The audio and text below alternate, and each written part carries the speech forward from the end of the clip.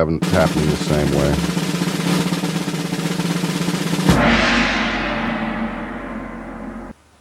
Welcome to the MaSter Debaters Show, everybody. The show that is damn near impossible to pull off, apparently. And there's just been tremendous Skype problems, tremendous YouTube problems tonight, too.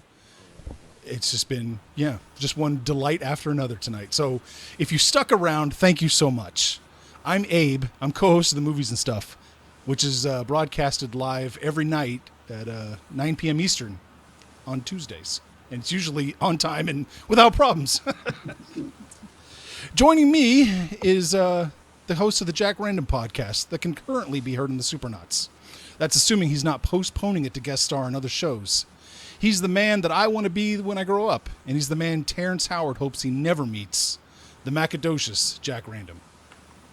Never meets me. Hope he never, ever meets me. Nice. Second up is the man that lectures Jack about what makes interesting radio.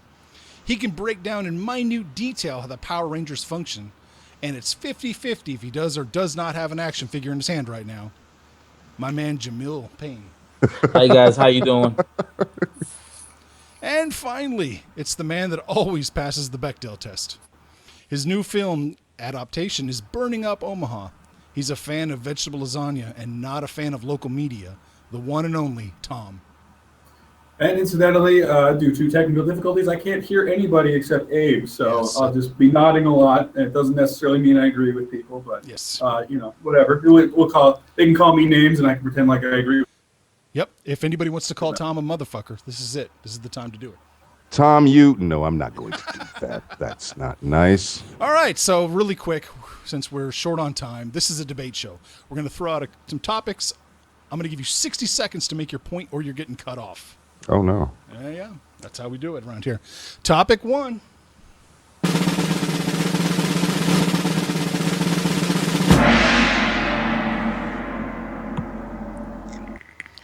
Recently, Malcolm Jamal Warner called out what he felt was hypocrisy with the way Bill Cosby's being treated versus somebody like Roman Polanski or Woody Allen. So I put the question to you. Is there a double standard when looking at Cosby and Polanski? Jack, you're going to kick us off. Yep. Consider yourselves kicked. Okay, well, look, welcome to America. Of course, there's a double standard. Why should entertainment be any different? Black men are always prosecuted way harder than any white person accused of the same crime.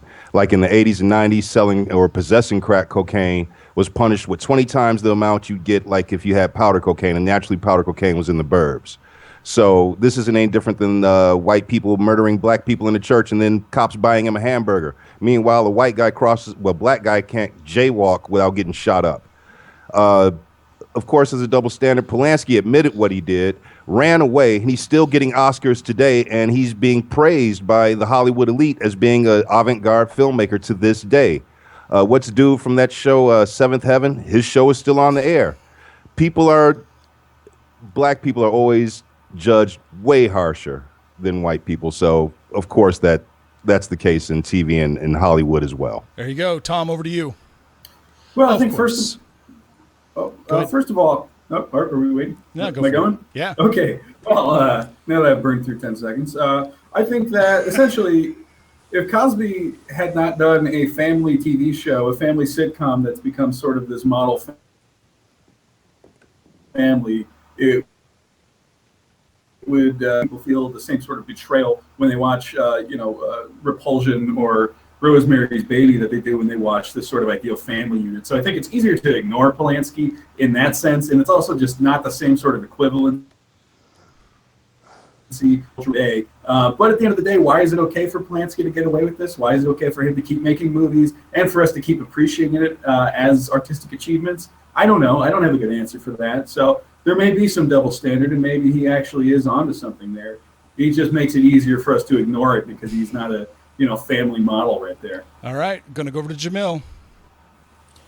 Of course, there's a double standard. Just to pick off what Jack said, Stephen Collins admitted to raping 3 very young girls. His show is still on the air twice a day, 7 days a week. But the Cosby Show, a very influential show to a lot of people, can no longer be seen. That or A Different World, which is a very positive, outlook for the black community. You know, they say even though Bill Cosby hasn't been convicted of anything, people say, well, we have to believe the victim. But when William Allen's own daughter says, and his son and his ex-wife said, you know, she got molested, all of a sudden there's a maybe if. And like, what's really the difference besides the color of their skin? You know, if you want to get in the argument that raping 50 women is worse than raping one little girl, then that's a territory I'd rather not get in. That's terrible if you ever make that All right, example. Jamil, I'm cutting you off. That was 60 seconds. Very cool. So, is it racism? I mean, let's just call it like it is. Is it racism, Tom? Yes or no? Overt racism. It could be some result of institutional racism. Institutional or some racism. Jamil. I mean, I think. Yep, sorry, go ahead. No, you can go ahead. No, That's fine. Jamil, is it racism? Yes, it is racism. Is that what you're Yes, saying? I think it's a subconscious form of racism. Yes, I do. Jack, racism? If Tom said institutional racism, I'll have to agree with him. That's exactly what it is. It's so far ingrained, we're really not thinking about it. It's just the way things work now. Wow.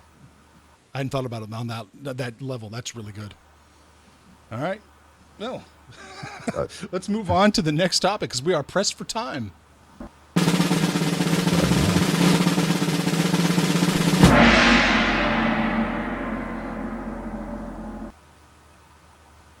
As we all know, the Ghostbusters trailer came out.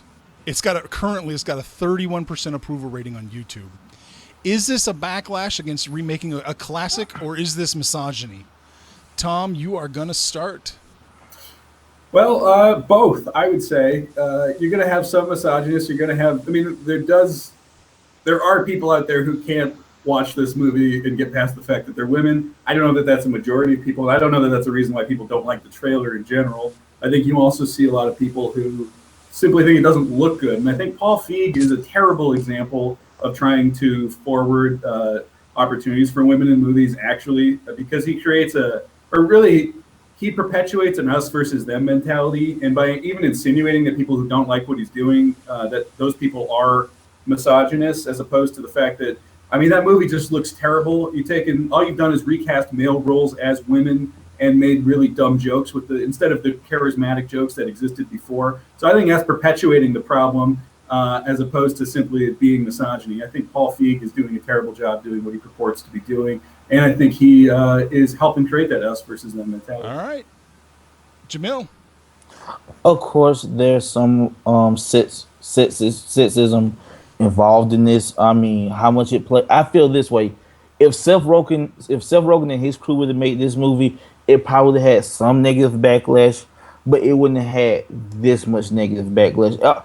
Do you have some questions and worried about the movie? Of course you are, but like everything I've read about this has mostly been sexist remarks, even like right down to their looks, like the original male Ghostbusters was male models or something.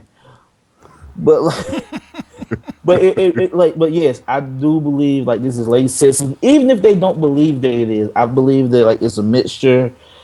And you know, instead of taking a wait and see approach, everybody jumping all in because it's women, it feels like it's pandering. Even though the trailer really is not pandering, they just happen to be women. They never mention that they're women, they just happen to be. So yes, I do think, you know, it's a bit sexist. All right, Jack. Well, I think it's more six of one, half dozen of the other. I like to think most of the backlash is because it's yet another beloved 80s iconic franchise being screwed with. And the trailers seem to mirror the beats and the jokes from the original movie just with estrogen. And in that case, what's the point? But everything about this, at least from the original announcement and everything, seems to be pandering. The first announcement wasn't, look, a new Ghostbusters. It was, look, a female Ghostbusters. They're trying to sell the movie on the basis of a gimmick casting as opposed to like true comedy or a great story. So I want to believe it's fans tired of rehash bullshit, but then I remember the insanity surrounding the Mad Max Fury Road release. The script got leaked, and men's rights groups, another worthless endeavor, they started screaming about the movie, how it had a feminist manifesto, and I read all the negative tweets about the movie, and it's more of that same go bust ghosts in the kitchen type shit. But I think that's You're done. Yep. All right. So I really, the question I have about the Ghostbusters thing is, what's the goal? Jack, what's the goal of casting an all-female cast? Is this actually to bring women up, or is this just, as you said, a gimmick? It's a gimmick casting. It's their twist on the Ghostbusters. It's a classic franchise, and how are we going to make it new? How are we going to update it? Yeah. We already had a black guy in it, so what else can we do? Yeah. Chicks.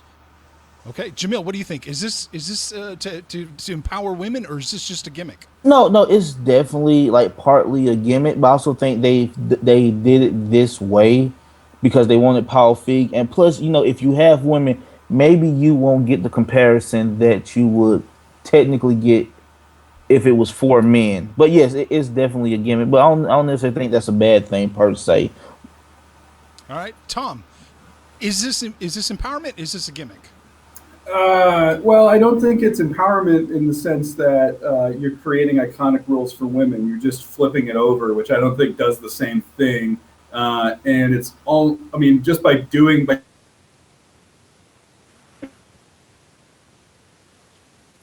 I'm sure. I think if you, oh, go ahead. No, I was going to say, I'm sure you're making great points. You were cutting out a little bit. Oh, well. Try again. Okay, well, my basic point is I think that if you're just taking iconic male roles, flipping them so they're now portrayed by women, all you're doing is creating an environment where they're more likely to be criticized, just like even recasting any iconic role. So I don't think it's really empowerment the way that they're doing it, because they're not creating a new story, it looks like, for women. They're creating a story that's just remaking something that men already did, and then they're putting females in those roles, and then calling you a misogynist for not liking that, and it, just being like, you're either for women or you're not because of this. And so yeah, I think it's a gimmick in this case. Jack, he's echoing things I've heard you say about some of the comic book casting. Make roles for black people. Don't just adapt roles for people, of color. Seems simple. Yeah. Is this Ghostbusters falling into that trap too? There is really no reason in the world they could not have made an all-female Ghostbusters. Well, all-female supernatural assault team comedy. Call it something else. Just like the RoboCop reboot, the recent RoboCop reboot, which was a fine movie. The problem was they called it RoboCop. Had they called it anything else, called it, I don't know, Android Cop, it would have been a better movie.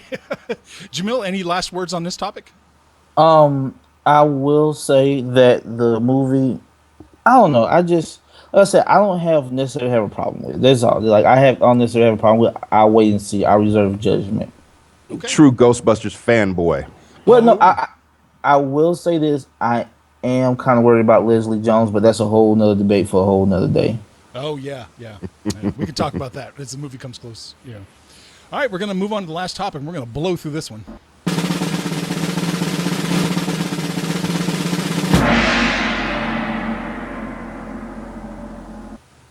Max Landis tweeted, "We're treating our entertainment like politics and our politics like entertainment." I mean, here we are, we're talking seriously about all these entertainment policies, and, this is one of the weirdest presidential elections we've ever had. So is he right? Jamil, are we treating our politics not seriously enough and our entertainment a little too seriously? I will say this right now: the biggest debate on the internet is about Kim Kardashian posting a nude picture of herself, and whether we should slut shame her or not. While like our political system right now is about to elect Hitler Jr. as our next president.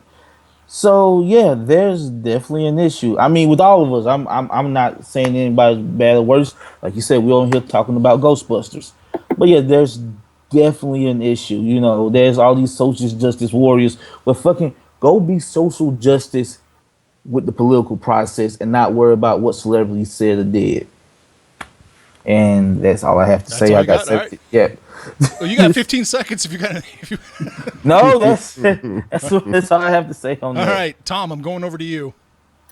Well, I don't think there's a clear delineation between politics and entertainment, because I think when we talk about politics, we're talking about what people see on TV, what they hear on the news, what they're reading about, and that's all for mass consumption, which has to be entertaining in order to pay the bills. So outside of maybe something like C-SPAN, I think that you're seeing entertainment anyway. And with this presidential cycle, for example, you're seeing people exploiting the fact that it's entertainment maybe more effectively than they have in the past.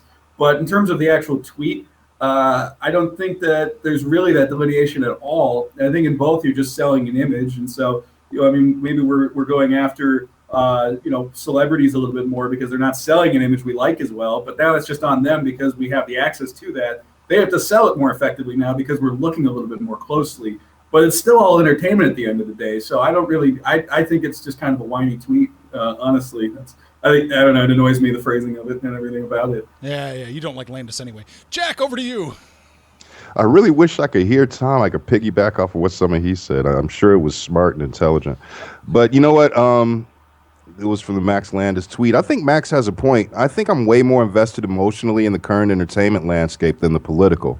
I think I always have been, though. But the difference is right now the rest of the world is joining me because right now what's hot is comic book movies.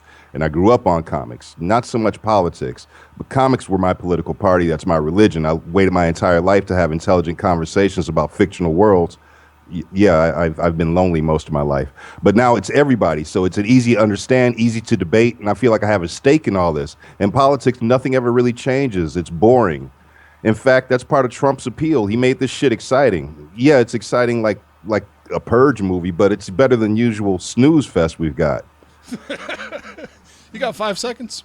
Anything else? Fuck Trump. There you Even go. though he's more entertaining, you know. That's a good way to go. That's a good one. Jack ended his speech with "fuck Trump," so there we go. All right. Yeah, it's really an interesting time where we do take our politics. You're right. It is entertainment, and we take our entertainment hella seriously. Way too seriously. Way too seriously. Yeah. So this fourth topic that I didn't put on the list is Skype alternatives. If anybody out there who happens to stumble upon this video has any idea of what you can do better than Skype, I would love to hear from you. You can find us at the Movies and Stuff Facebook page. You can comment on this video. You can subscribe. If this video hasn't turned you off, you can subscribe to our channel. That's all I got. Anybody else got any final words? Tom, final words about anything? I don't think I can top Jack's final words. I'm glad you told them to me. So Yeah, here we go. I'll echo that. There we go. So we've got 2 fuck Trumps. Jamil, who are you fucking? Well, fuck Trump. And I just want to say about the Ghostbusters thing, I would be more into this if this was a continuation and it had 4 women instead of a complete reboot. I've heard that. Yeah, that's a good point. Why not go with Vinkman's idea of franchises? I agree with that. Jack, you got the final words. Make it count. We're all Jesus. We're all counting on you. I was going to echo what Jamil said. I'd rather the Ghostbusters movie be a complete, not a reboot, but a continuation. Make them Venkman's daughters or some shit. That'd have been cool. But in the meantime, Jack Random Show Fridays, supernots.com.